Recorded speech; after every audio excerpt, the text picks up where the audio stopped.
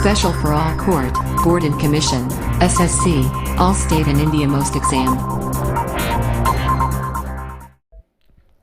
Hello दोस्तों, आत्ममंथन stenography में आपका स्वागत है। यह डिक्टेशन 90 शब्द प्रति मिनट की गति से है। डिक्टेशन स्टार्ट होगा 5 सेकंड बाद। स्टार्ट।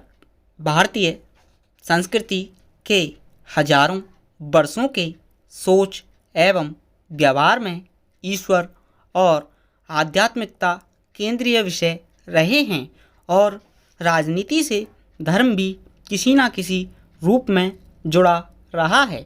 इसलिए स्वतंत्र भारत के संविधान में जब से धर्मनिरपेक्षता अर्थात पंथ निरपेक्षता का समावेश किया गया है, तभी से यह विषय व्याख्यानों, विवादों एवं टकराहटों का रहा है।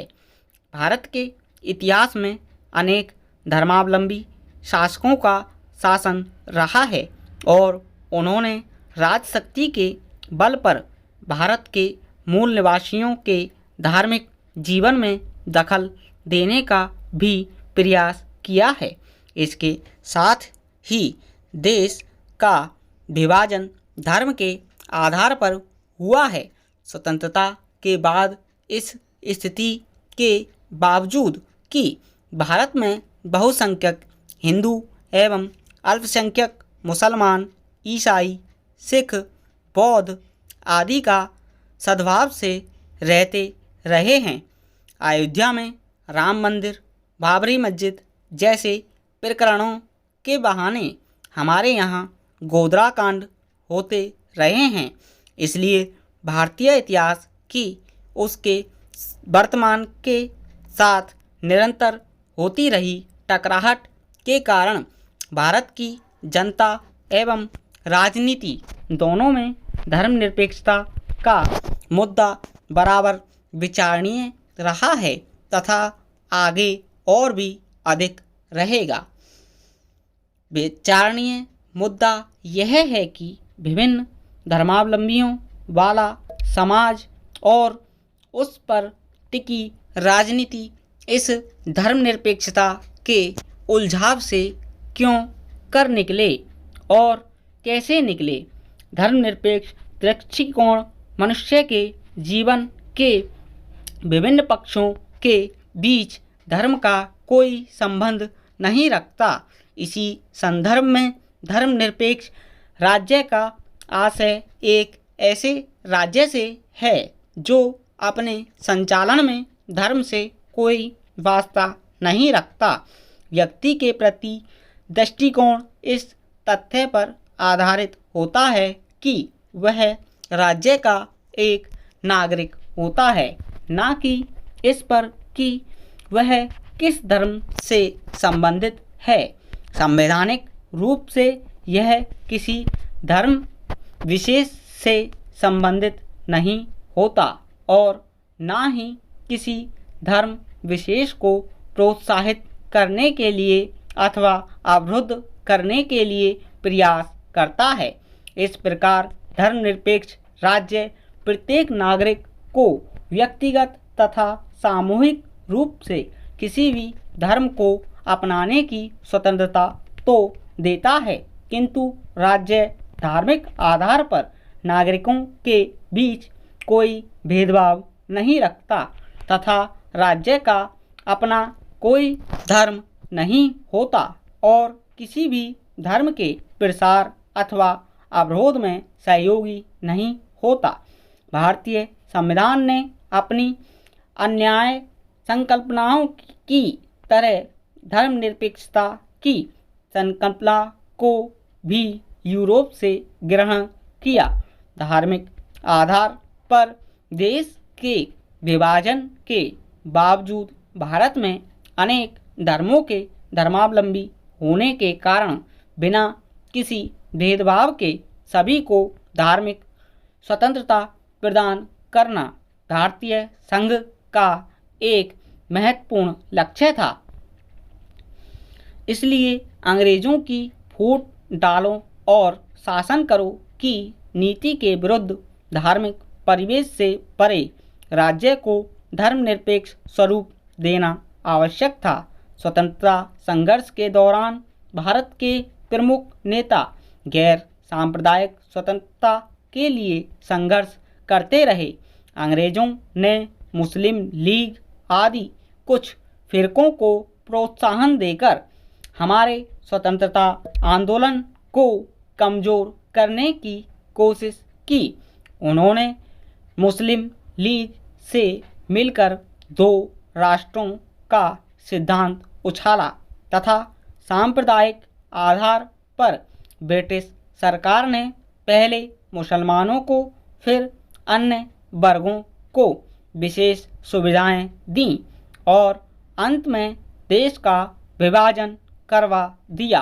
भारत में धर्म एक सांप्रदायिक विभेद के सर्वप्रथम कारण अंग्रेज ही थे, लेकिन राष्ट्रीय आंदोलन ने कभी भी इस धर्म आधारित राजनीति को स्वीकार नहीं किया। इसलिए आज़ादी के बाद संविधान ने राज्य को निर्विवाद रूप से धर्मनिरपेक्ष स्वरूप प्रदान किया।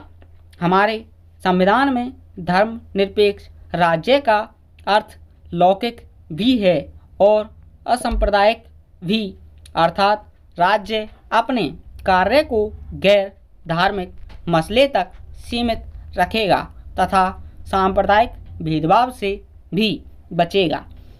स्वातंत्रोत्तर भारत में सांप्रदायिक विद्वेष को समाप्त करने में हम असफल रहे हैं।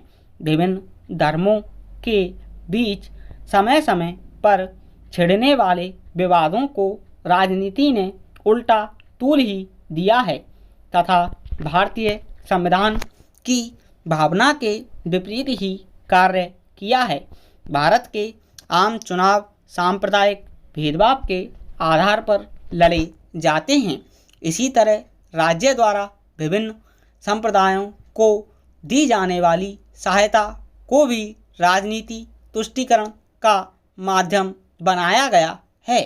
राजनीतिज्ञों ने सांप्रदायिक भेदभाव को राजनीतिक शोषण का जरिया बनाया। इसलिए संविधान में उल्लिखित धर्म निरपेक्षता भारत के राजनीतिक एवं सामाजिक जीवन में असर नहीं कर सकी।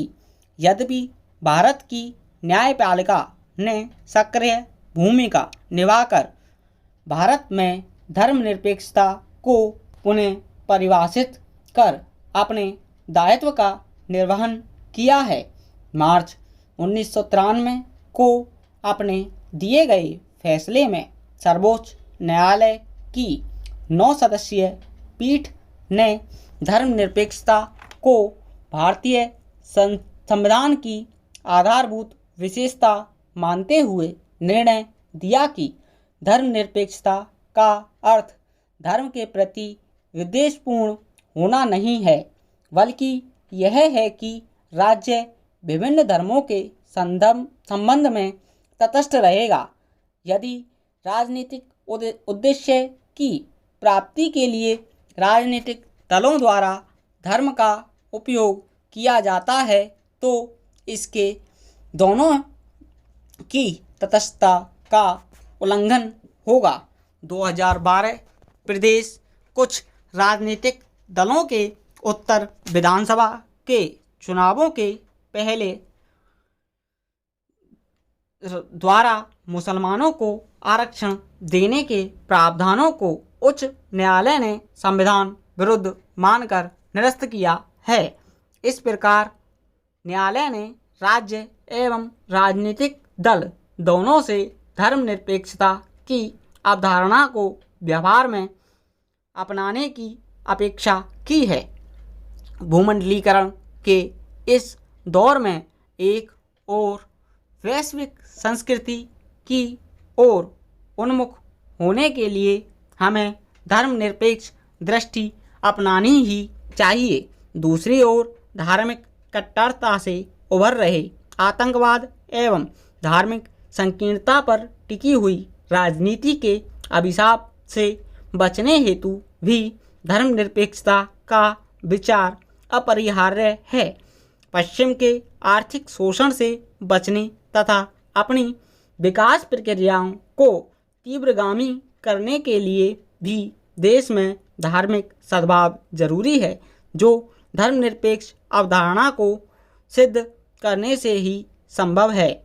वस्तुतः आधुनिक शिक्षा प्राप्त युवा पीढ़ी से अपेक्षा है कि वह धर्मनिरपेक्षी बने और अपने भीतर सर्वधर्म सद्भाव वाले इंसान निर्मित करे। स्टॉप।